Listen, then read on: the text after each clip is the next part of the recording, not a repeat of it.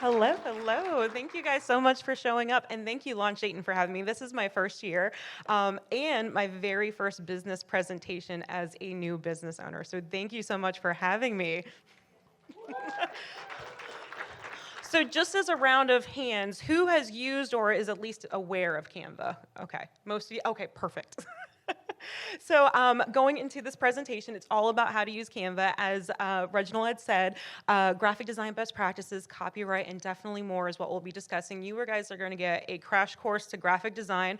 Our last speaker on the stage talked about gatekeeping and how we don't want to do that as business owners. I firmly believe in these tools that are allowing small businesses, startups, entrepreneurs to be able to take the reins of certain things that we used to have to contract out. So I know that doesn't seem very intuitive for me to say, hey, don't hire me if these tools are out here, because I am a graphic designer, but we'll talk about when you may feel like you might be in too deep or you do need someone like myself or other agencies out there. So in this session, I always like to start out with an agenda. My type A people are probably going to appreciate this. So introduction to myself, what is Canva? Just a brief introduction of the tool, some graphic design best practices, commercial usage, very brief introduction to that as well, and then when do we want to hire a pro? So my session goals, I always love to start out with like what I want you guys to be able to take away. If nothing else, I want at least one of these items to be able to be a tangible resource for you as you're leaving the session today. Like I know I at least learned this. So answering the question, why should I use Canva for my business? Learning graphic design best practices and expert tips. If there's at least one tip you take away, I would feel like my job here is done. Understanding the basics of commercial usage, how to credit a photo, what that looks like when it comes to using photos in your content, and then being able to acknowledge when you might need a design pro. So introduction for me, I am the founder of Mixed Curl Creative. Today is actually my business launch day, so thank you guys so much. I just launched my website today, and I will be taking clients, but I've been in the design and marketing space for over 15 years. I'm a graduate from Sinclair Community College, and then recent graduate in marketing at Wright State University. So I'm a local Dayton native, a pug mom of 4. They're all seniors. I love a good nap. I am a nap girl. I am a night owl. I am not a morning person, so it's hard for me to thrive at 9 a.m., but I try my best. And my favorite drink is a chai latte. So I have loved working in the marketing and graphic and design space. Getting started in graphic design in the early 2000s was very challenging because I was going through, or at least the entire nation was going through a recession at that time. So it was hard to find design work, but I kept freelancing pro bono for a lot of local nonprofits. I worked with the Dayton Mediation Center, We Care Arts, a lot of other familiar organizations in the area. That's where my passions lie, working with organizations that have mission-driven, purpose-driven mission statements, and that's what I want to continue to bring forward into the business that I am launching today. All right, so what is Canva? Canva was actually founded in 2013. It's been around for almost 10 years, which is crazy. It's great because it's women-owned and co-owned. She's actually about our age. She's in her 30s, or I say me. I'm speaking of the royal we, me, myself, and I. And it's really cool if you want to do some research on her, just to learn her story and how she really wants to give back. It's an Australian-based company, so that was also something that was new to me that I did not know. But going into Canva, my Canva story, I was an intern in 2015, and I didn't have design tools to help produce the social media that was needed in my career, in my profession. My computer just did not have the ability to even open or run Photoshop whatsoever. So I found this through a quick Google search, and then have just been an avid fan of the tool and platform ever since. So it was great for me as an intern, and just being able to equip other individuals that may not have the accessibility to Adobe or any of those creative cloud suite applications. The startup costs this low entry, and we'll talk a little bit more about the pros and cons and the different subscriptions as well. So Canva free versus Canva Pro. Canva free is completely free. You can go on right now if you don't have an account and log on and create an account right away. So it's free to use, but there are some benefits to going to the Pro version, which I didn't put the price on here. It is $12.99 a month, and depending on how many users you want to add, it will increase the cost. But something worth noting, if you are a social impact or service-based company that works in the nonprofit space, it is free to nonprofits. So that's something to consider as far as getting Canva Pro for free if you are a nonprofit. But with Canva free, you can still take and create tons of graphics on the platform. There's over 250,000 templates. You have unlimited storage, so you do want to keep that in mind because the storage does add up as you're creating more and more content. So I really encourage the free version to start out, but then migrating over to the Pro. It still looks exactly the same. As you see, it just unhides and gives you a bunch of other features. The biggest one that I advocate for is the download of transparent PNGs. So we'll talk a little bit more about file types, but that's really, really important when you're creating content, is being able to have the transparency in some of your images and graphics. So that's a big thing. And then having the ability of having increased storage as well. So those are the two biggest things I advocate for if you're wanting to continue your free trial into that Pro model. And then what can Canva do? So it can do photo editing, content creation, presentations like this one. This is all built in Canva, which is really great. Videos, you can do small videos, so Instagram Reels or any of those small kind of transition clips you want to use in any of your content. You can do animations and GIFs as well. GIFs are a lot of fun to create in there. And then you can also do micro websites. So this presentation is actually a URL that I created as a website that will be accessible after this presentation today. So any of the resources and things that I'm talking about will all be available in this presentation, and you'll be able to download a copy of this presentation as well too. All right, the pros of Canva. So I think I've already, and I can sing its praises, and if you've used it before as well, you can probably also be a free advertiser for it as well. But it's easy to use. Hundreds and thousands of templates are within that. And that can be a burden too. If you're that person that doesn't like to have a lot of choices, if you get into it and you click it and you see all that, you might be like, oh, and then just click right out of it. So I understand that. So this may be a pro or a con, depending on how you like to have choices. The content possibilities are very endless. I've gotten in there with one idea, and then I go in and I just see the different templates, and it's really just helped me to pivot, and shift my content into a different direction because of all the templates they had. I didn't really think, oh, maybe I can design a piece in this way and make that piece a little bit more attractive to the audience I'm working with. So the content ideas are just amazing. Team collaboration. There's been multiple times that I'm working with people that may not even be necessarily within my team or outside of my organization, but being able to share a link with other people that have Canva accounts, and then we can both work on the same design or view the same design. It really just makes that possibility seamless. It's budget friendly. Like I said, it's absolutely free. When you go to that Pro version, it's just that $12.99 cost. So that entry level or that barrier to entry is almost non-existent. It's really great because of that low cost. And then there are platforms that have free stock images out there, and we'll talk a little bit more about that, but Canva has that built into natively as part of their experience when you're creating graphics. Graphics and both photography, animations, and even much more are built into the platform free of charge if you're using I guess it's not free if you're using Canva Pro, but there are free graphics on the free one, but there are some paid ones that are just built into the Canva free and Canva Pro model. So it's really great to have that ability to use and access those stock photos without having to go to another website. It's already built in for you there. So what can be some of the cons of Canva? So there's three main ones. The biggest three are Canva doesn't have a way to store local files. So if your internet goes down or Canva's site goes down, you can't access your designs. So that's a big loss, unfortunately. There's no way to download those files, and I'll get to that in point number 2, is that it doesn't have a local source file. So with Photoshop, you can use a .psd. With Illustrator, there's a canva.ai. So it has its own native file format that you can save files in, that you can access in that program. Unfortunately, Canva does not have its own unique file storage system, so everything is online and designed in that way. So that's just one thing you have to keep in mind. You are at the mercy of the organization and the structure of what their systems and their servers may be that day.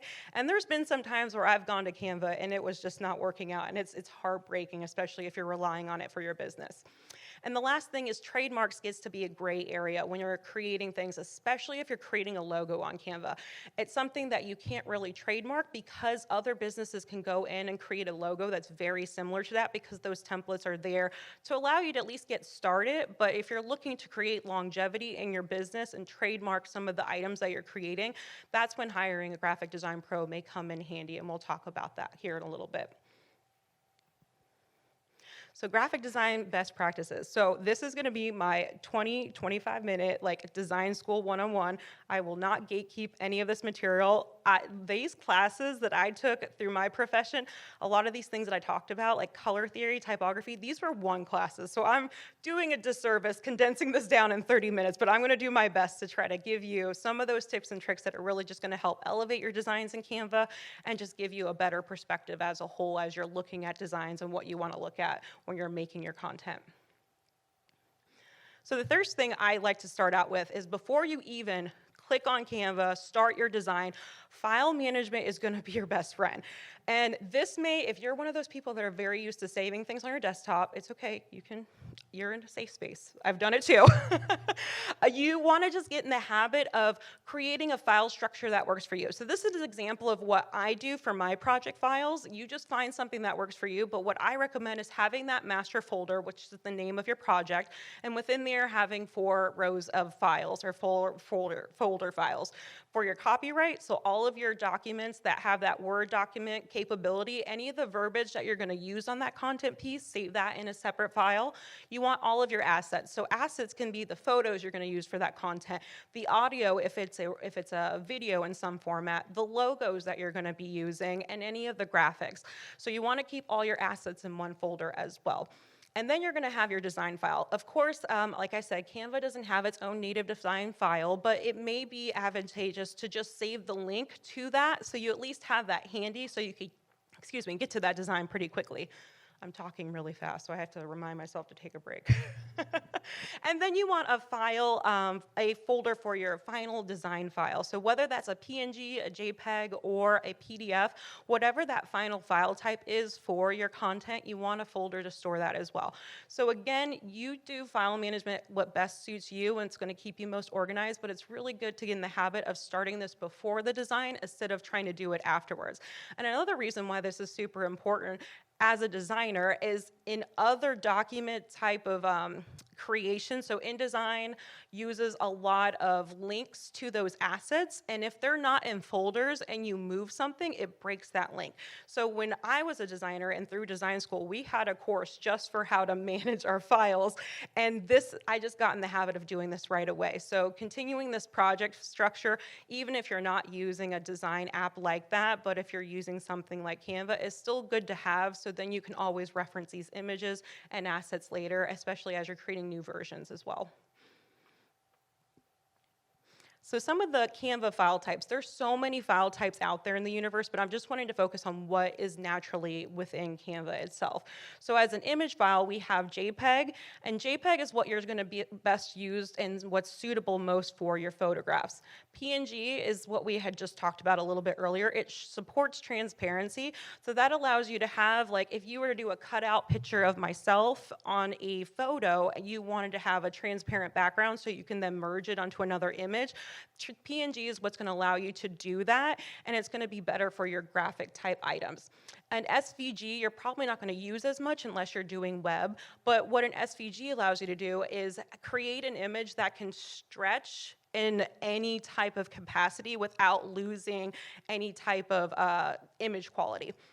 And then with documents, Canva has the ability to do PDFs in 2 formats. You have a compressed version, which is your kind of standard, like if you're just gonna email it to someone, this is gonna be your best format. But you also have the print capability, so if you're sending it out to a printer and you need a higher quality format, a PDF for print is going to be the best format. And then this was actually something new that I learned. You have the ability to save presentations as a Microsoft PowerPoint document. It's pretty hidden. I had to go in deep to find where this is at, but this is available. This is the only example that I can find in Canva that allows you to download a native file that you can actually open in another application. So this is great for making presentations like this one. And then last but not least, we have video. So we have GIF, we have MP4. Those are both probably something you're familiar with already. GIFs allows you to have that animated element, and then MP4s allow you to view and listen to videos and music. All right, this is a lot here, and I'm going to try to skim through it really quick, but this is also very important when it comes to, see, we're not even at the design part yet. This is all pre-design. Setting up your document so you're ready to create. Now, Canva does most of the work for you, which is great. You tell it, I want to create this document. Say you're creating something for social media. You're clicking on those social media pieces, and you're telling them, like, I want to create something for Instagram. So it's automatically going to set up for you the resolution that you're working in, just the document itself, so it's ready for when you do go to export that item out, it's ready for the platform that it's going to. But it's still good to be familiar with some of these definitions, and some of these are probably going to be second nature because a lot of other applications use this as well. So your rulers and guides, this I say is your best friend, but this feature is hidden within Canva, so unless you know it's there, you're not going to know to turn it on. So I always recommend, if you are doing a design, to go in under File and then turn on both rulers and guides in your margins. So this allows you to give, it's kind of like your guardrails. You want to design within a certain space. You don't want things to spill over, and being able to do that allows you to design within an alignment that you're working with or within that certain design ratio, so you're not spilling your graphics over, especially if you're printing something. That's when it gets a little hairy. So you want to turn those features on if you're not using that already. And then we have bleed. So I don't know if a lot of people are familiar with this. So when you're printing a document, for example, if you got any materials today, you'll notice that on the edge there's a white border when something gets printed out. If you want something to go all the way to the edge, you need to create a document that has a full bleed. And you need a printer that's able to accommodate that print type, because on regular 8.5 by 11, if you print that out, those white borders are always going to be there. But when you're working with a printer and you have a file that has a full bleed, it costs a little bit more because they actually had to print it out on bigger paper and then custom cut it down to 8.5 by 11. But it's something you want to keep in mind if you do have documents that you would love to have in that full bleed format, but it is a little bit pricier, but that is something that's available for your designs when you're creating your pieces. We talked about margins a little bit. So pixels, I'm sure people have heard this, like, oh, that's pixelated. So what's that mean? So pixels are actually those little small squares. So if you like went right up to this projector, you can kind of see how an image is created by these little tiny specks that create an image on a computer model or something digital. So that is a unit of measurement that's used to talk about just like the resolution of a screen. It's always done in pixels. And then we'll talk about these color modes a little bit. So you have RGB, which is all digital. So those are the lights of color on digital images. And then CMYK, that refers to the cyan, magenta, and yellow and black that makes up your print materials. Color theory, oh, this is a whole class, and I just feel, I know this whole slide does not do color theory justice, but I just want you guys to know just some best practices when it comes to picking colors for your design. And I highly recommend, if you're not familiar with color theory, using tools out there that helps you to generate a color palette that is just going to be harmonious for the designs you're working for. And I have links to those in the resources section.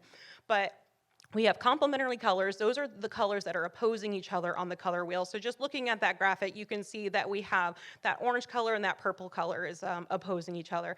Analogous colors, those are three colors on the color wheel that are next to each other. So that orange, that yellow orange, and that yellow would be analogous. And you have your triadic colors, which imagine making a triangle on the color wheel. So those are going to be three colors on the color wheel that are just on a triangle shape on the color wheel. So that is just a very, very basic version of color theory, but there's so many different color formats that are out there.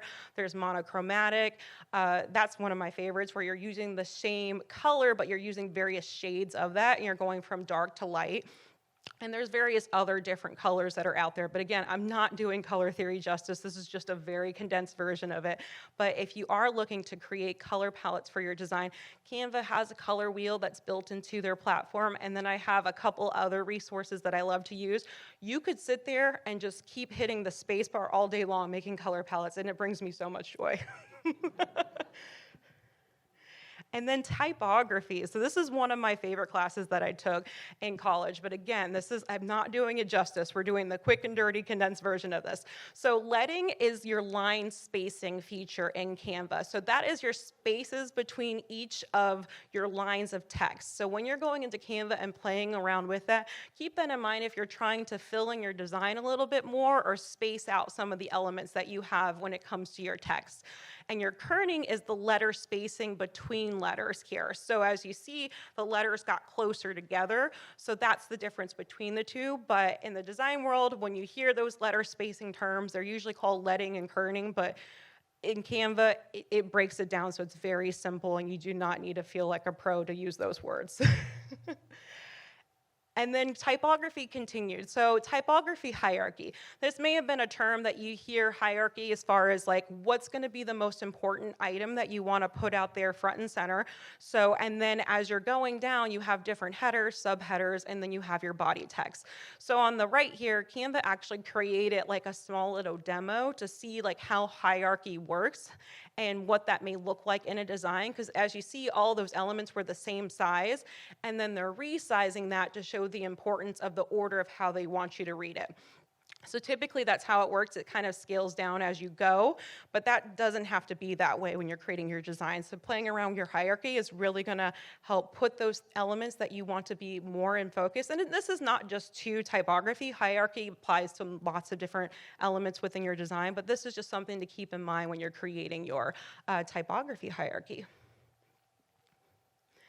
And typeface styles. This is my favorite. I could, again, color palette and font pairings, I could spend all day just playing around with the different generators that are out there. So I do have links to that as well in the resources of this presentation. But serif are your fonts that do not have those stylistic elements. So a lot of modernization logos have the serif font, and then your sans serif, that means without serif.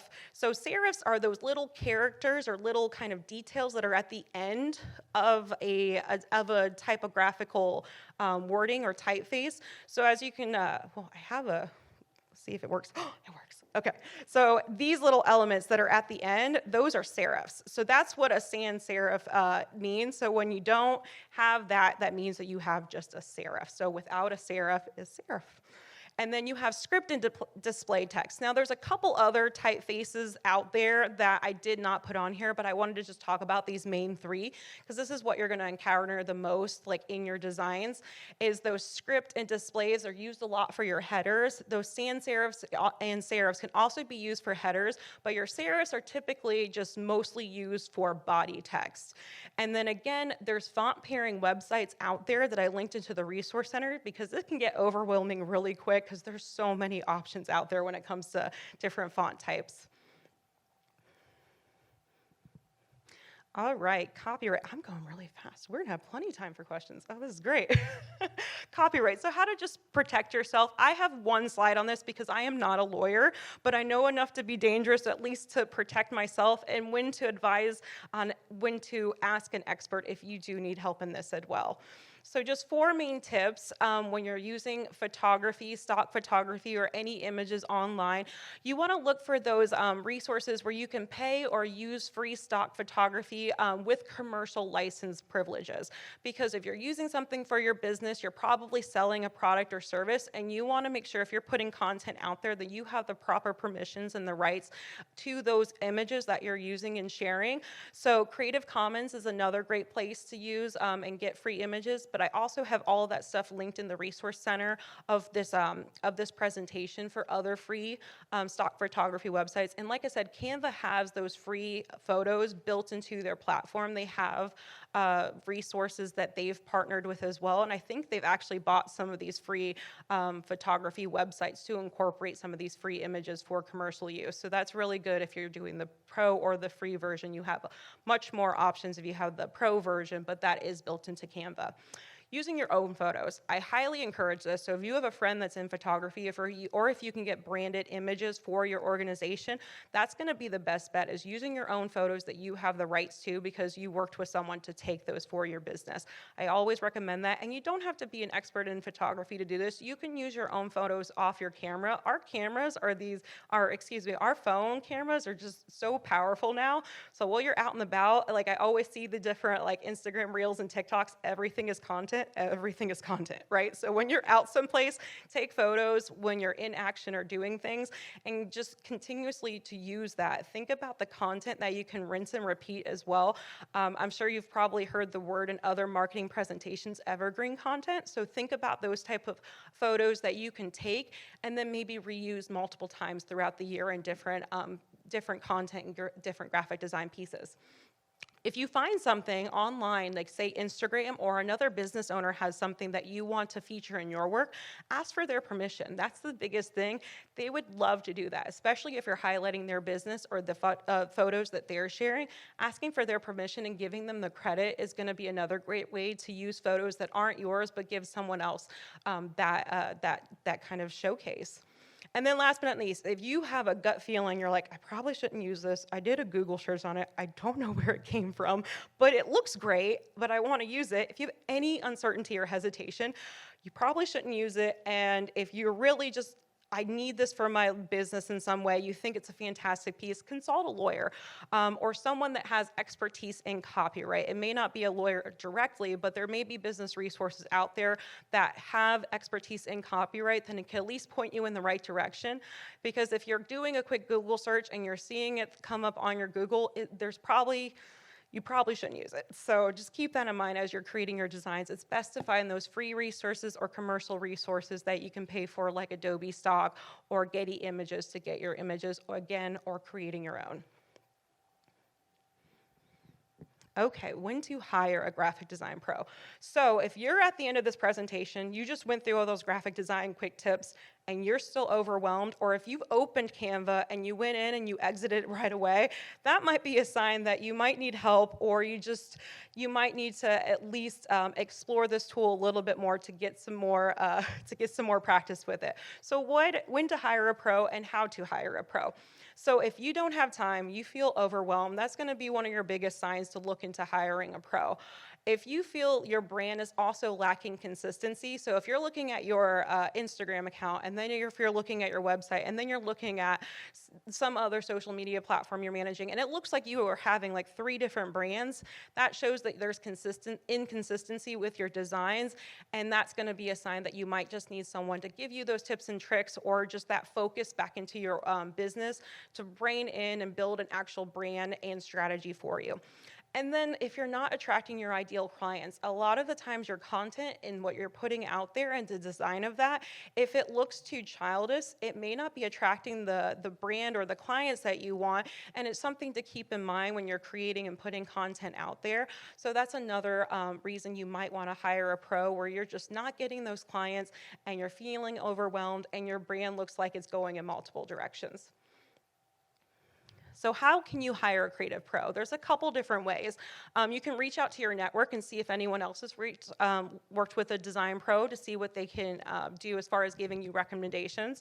You can also work with what I call creative marketplaces. So there's websites like Fiverr and Upwork that freelancers will use to offer their services. A lot of graphic design services are on here, and there's many other services that are on here as well, but this was something that I used as a freelancer quite often. Or maybe if you're a nonprofit or you just need to get like something out there as far as creating a piece really quick, freelancing is a great place as far as using graphic designers to get things out there. Now, I do want to keep in mind that if you're working with multiple designers through these platforms, you may run into the brand inconsistency. So if you have a brand style guide, that's going to be a great way to keep them within the constraints of what you want your designs to look like. So that I just say that with a heat of warning, if you are using creative marketplaces, if you don't have a brand strategy or a brand style guide, you may get that inconsistent look because you're using multiple designers. You may be able to just use the same designer over and over again if they have the capacity, and that's even better because then they're going to be able to understand your brand and know what you're looking for and work within the guidelines that you're providing them. And then last but not least, hiring a creative agency. So there's a lot of creative agencies in the area, local to the Dayton area, or even non-local that you can work with. So you can find someone that's very familiar with your industry already, work with them to create that brand strategy, and then continue to work with them to make other pieces to help you format and at least get in line with how you want to create your content in the future, if that's something you want to continue to self-service for yourself. So this is something that I do offer as well. Creating that brand strategy for purpose-driven organizations is my favorite. So if that's something you're interested in, definitely talk to me. I'm happy to have that conversation. All right, well, that is the end of my presentation. As I said, this resource library and presentation is available to you. Feel free to scan that QR code to get access to that. But I'm happy to take questions while we have the time.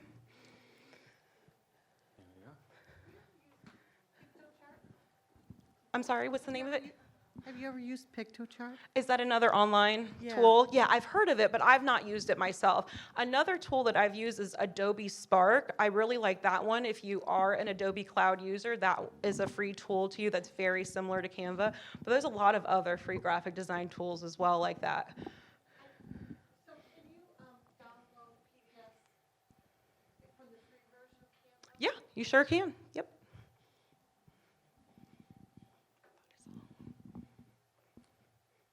Any other questions? Oh, he's up. Do you want? Oh. There you go. I didn't know about the videos. Like, I didn't know you could do Oh, videos yeah. on Canva. So I don't know if you could just give some tips for how to like upload and download stuff for videos. Yeah, so video is a completely different beast. I am very much familiar with the graphic design world, but with videography, you want to have those clips that you're shooting planned in advance. So if it's see, I'm going to be throwing out other terms, and I'm trying to be sensitive to that. So whether that's clips of you just showing your product or clips of you interacting with that, you want to think of that storyline in advance before you start uploading clips, because that can be very overwhelming. You have all that content, you're not quite sure how to timeline it all together. So I tell people, when you're creating a video, you are making a story. So think of the story that you're wanting to tell, whether that's a 10-second, 30-second video, and then have those clips that you want to put into Canva pre-planned before you start building something. And then exporting it out once the project's done is very similar to any other project you're doing in Canva, where you're downloading it as an MP4. But yeah, video creation in Canva, it's a great way to just get started, because video creation's its own separate beast. Like, again, that could be a whole separate presentation. So sorry, I didn't really do that question justice. I have more of a comment. Yeah. First, I want to say thank you. That was very helpful. Oh, you're welcome. Good, great information. Canva has saved my life. Yes. I'm in marketing, but I'm not a graphic designer, so it's helped a lot. I just wanted to mention, or add to your con list, is something that we learned recently at my job, is that sometimes when it comes to large print jobs, that Canva is not Yes. The route to go. We worked with a few printers, and they kind of had it blatantly not from Canva. So just wanted to throw that out there in case That's a great point as well, especially if you're an organization that's planning to do any environmental signage or outreach initiatives. So like your tablecloth, your signage that you're putting out, like some of the vendors today have put out there. Canva may not be the best place to design that stuff because of the scale of which you are putting these files out there. There's certain resolutions that Canva can export out, and then using software like Photoshop, Illustrator, InDesign is going to allow you to have that accessibility, especially if you're doing professional print. Right over here. Okay. Hey, Devin. Hi. Really quick, so watching your presentation, I noticed that you had a feature where the arrow was highlighted as you were clicking through. Yeah. Is that a Canva feature, or is that from another software? Oh, yes, this is all Canva. So when I was going, I can even go back and forth. Like, those arrows were part of the presentation that's built into this. So what I did is I built this all into Canva, and then there's a URL that I can share to put this out publicly or share with collaborators privately, but that was built into its presentation view, yes. Thank you. You're welcome.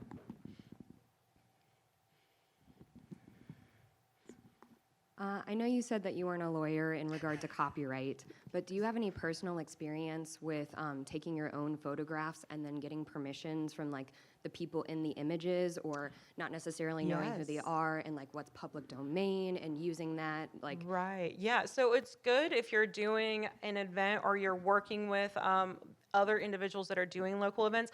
A lot of times there are opt-in. Like when we signed up for this event, there was an opt-in to use our likeness in photos and videos, like so they can promote this event in the future. So just keeping that in mind when you're doing those type of events is having kind of those media permissions enabled. You can do that as a form, and you can actually Google some of those. Those are actually very simple legalese documents that you can get accessibility to that you don't have to be a lawyer for. But getting media consent is very important, especially if you're getting pictures of other people that are going to be helping to display or present your content. So that's a really good question. Yeah. And there was a second part of your question. I'm sorry. Did I miss it? Okay. Okay.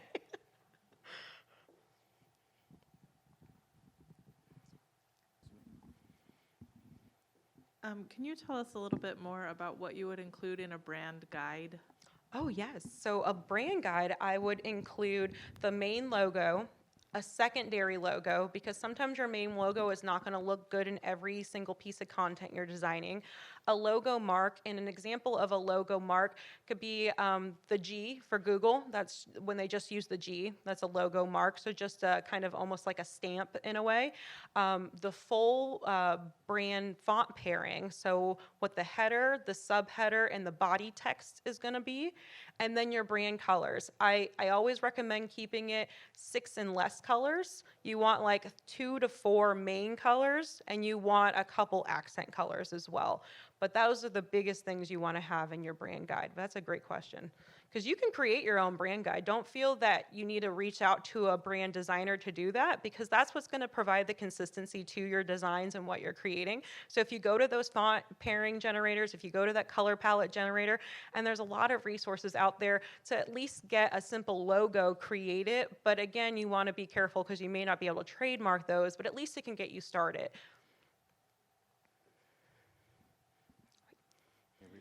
Yeah. Oh, thank you. Congrats on starting your business. I just want to ask you, as a graphic designer, like, what's your like, what type of work do you like? What industries? What projects excite you? Great question. If you can tell, my design style is very fun, quirky, and personable. I really like to work within those parameters, but bring a challenge. I don't have to work within that, but that's what I really prefer. I love color and vibrancy. The type of businesses that I love to work with is small startups, specifically minority owned. My business name is Mixed Curl Creative. I've had a lot of confusion with hairstylists. I'm not a hairstylist. It's just hair and curly hair. It's what has allowed me to show up as my authentic self, and I really wanted to highlight that in my own brand, and I want to allow other brands to also highlight that authenticity within their brands as well. So that's where I would thrive as far as working with other businesses. So if that fits your parameters, I think we'd be a great fit. Any other questions? There we are. I'm coming. Gotta get them in. Getting a lot of exercise. Hey, I love it. I love it. Okay, so for the small business owner that understands the importance of creating content, but may have absolutely no idea what content to create, what does that look like? Do you have any suggestions or an example of things that a small business owner could kind of pull from to say, what should I be creating? Sure. I would go to where your audience is. So if your audience isn't on Facebook, don't focus on Facebook. If your audience is on Instagram, that might be where you start and focus your content. For me, myself, I don't have a Facebook set up for my organization because I know that's not where the audience that I want to meet is at. So I'm focusing on Instagram, Pinterest, and LinkedIn. But even that's still 3 platforms. It's a lot to juggle. So just focusing on one, getting really comfortable and feeling really good with that, and then kind of translating and then spilling that content over. You'll see a lot of content creators reuse some of the pieces, and you can do that, but you want that content to still be customized to that platform. So you'll have to resize things, which Canva allows you to do, which is fantastic. There's a resize element within Canva. So if you make something for Instagram and you do want to repurpose it for, say, Twitter, you're able to resize that graphic and do that. There might be some tweaking you'll have to do, but that's my biggest advice, focusing on one platform and going to where your audience is. Yes. Reusing content. If you see like someone else in your industry thriving in a place that you want to strive to be at, look at that content and see how they're using things. That's a great point too. Someone said steal like an artist. Make sure you change it. Like, don't use it. Yes. All right, how can they find you in your business? Oh, we have one more question. I'm sorry. Yeah. So I'm also a content creator, and I was wondering, like, with your business, is training a part of your business model, like training other creators? how Yeah. to use So one of the things that I'm passionate about is making sure that I'm equipping the people that I'm working with, my clients, with a proper offboarding process. So when I'm offboarding, if I'm building a brand for someone, showing them how to use that brand. If I'm building a website for them, showing how to self-service and use that website so they can do their own maintenance after the fact. So training is going to be a huge part of what I bring to my clients, and I think that's going to be a differentiator, because sometimes when you find yourself out there looking for a graphic designer, they give you everything you need, but they don't teach you how to embed or use that. So it's something you want to keep in mind if you are hiring a designer, if that's something that's important to you, to be able to learn those things as a business owner. Really good question.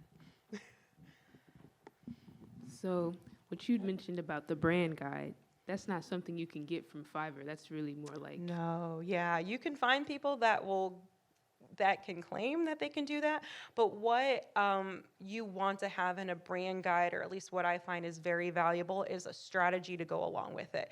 You can have a brand guide, which is just one piece of the strategy when it comes to putting your brand or your business out there, but there's so many other things that go into, we were talking about just audience and defining who your audience are. What's their demographic? What do they like visually? What do they want to see within your design? There's so many other factors to a brand guide. That was just a very simplistic version that I gave. That's a good question as well.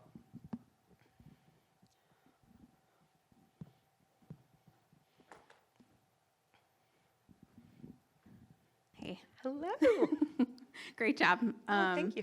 But I just wanted to ask you, do you have any tips for achieving consistency when you're using the Canva templates that are provided? Yeah, so when you're creating consistency, it's going back to just creating those brand guidelines for yourself. The font pairing, the colors, you want to be consistent in using that same type of header font, body font, and colors as you're going from design to design. Turning on the alignment tools, like creating guidelines.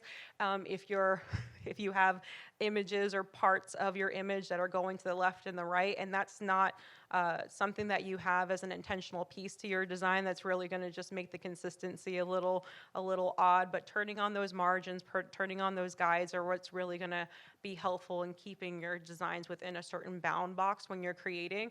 But it's really just going back to that brand guide and then the intentionality of who you're speaking to and your audience. But the colors, the font pairing are going to be the biggest things to keep you consistent.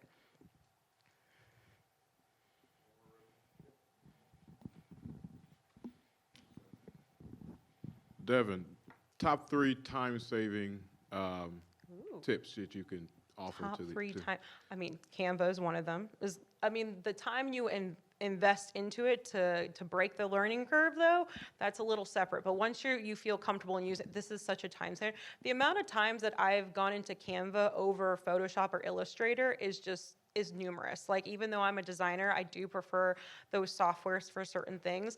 But I would say 70% of my other content is on Canva, because it's just so convenient to use as far as time saving. 2 other time saving tips. Oh, the file management. We talked about that. Having that structure up front is really going to save you time, especially if you're working with other vendors to give your content to either produce put it out there in the world or print something for you, having that content structure, if you can just zip a file and send that all to someone, it's fantastic because you've had that file management already set up. And what would be my third one for time saving? Having a project management tool, I would say, would be my third one, because sometimes when you get out there and you start designing things, especially for me, managing the different products I have, if I can put it all in a list, and this goes to like a lot of different businesses, say you have a social media calendar and you're planning out your content, having a project management tool to put that all in one place as a great to-do list that is just kind of enhanced beyond just what the task is, what the deliverable is, and when it's due, and what platform you're working on. It's going to be a great way. Again, there's an upfront investment to set that up, but it will save you time in the long run. Okay, yeah, I'm sorry, I want to rephrase. Right? Okay, go ahead. Top 3 shortcuts. Oh, shortcuts. I do have a shortcut list in the resources for Canva. That one is going to be a great tool to use to figure out some different ways. But the cut and paste feature, it's a little bit different than your normal cut and paste. We were talking about consistency. Sometimes you want to make sure your titles, like this presentation or your logo, is in the same exact spot in all of your content pieces. So when you're cutting and pasting with Canva, it will make sure that that format of where you put it, if you're creating another document, is in the same place. So that cut and paste is going to be really, really important when you're using that on Canva. Another fun shortcut is I use Pinterest a lot to find different elements that I can't find when I go into Canva. Like I know this exists, like say like a squiggly line or a rainbow or whatever that aesthetic is that you're looking for in your graphic or piece. Sometimes if you go to Pinterest and you type that in, there's so many artists that have created these individual components that are embedded into Canva, and you can find those libraries by searching through Pinterest, and then once you know how to search for the item, you can then go to Canva. But I don't know if I have a third one, but those two are really big, is using the shortcuts that I'll have linked in the resource guide, and then using Pinterest to find those design elements to enhance your graphics. Is what? T. Oh. Oh. Oh, I understand that. Oh, you're welcome. Hi, my name is Tanya, and I use Canva a lot, so I'm a pro with. I love it too. But can you touch? I mean, they mentioned earlier about working with teams, and I don't know if you touched on it a little bit, but can you share? Because there's a feature with the pro, you can have that with the teams. Can you expand upon that? You know, because we don't. Yeah, it's a great feature. Yeah, to collaborate and work with teams. And there's been local nonprofits that I've worked in that have Canva, and they've shared designs with me that they've started on. They're like, we just need a design eye to provide the consistency that they need to put it out into the space that they want to share it. So that collaboration thing has become very important when I'm working with other people that also have Canva. So that's another great thing, is once it's designed and ready to go, if you need someone else to look at it, either for grammar, spelling, or just really just have a designer eye. Maybe you have an artist friend that has that graphic design eye. You just need someone to look at it before you put it out in the world. That collaboration feature is fantastic. I've used it quite a bit to work with other people. So yeah, it's definitely great to highlight that feature.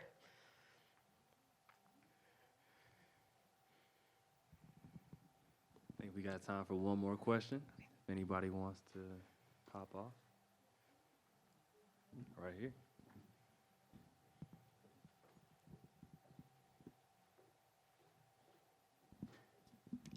I was just curious, are you an illustrator? I am. I love to draw. So if that's something you want incorporated into your branding, I love to illustrate. I have an iPad. I love to draw on there to create illustrations. So it's a fantastic question. I've always had art as a passion in my life growing up, and I remember telling myself that I was going to be an art teacher one day. This isn't quite art teaching, but the spirit of this kind of lives, so I feel like my younger self would really appreciate that I'm doing this today. But I am an artist. Thank you for asking.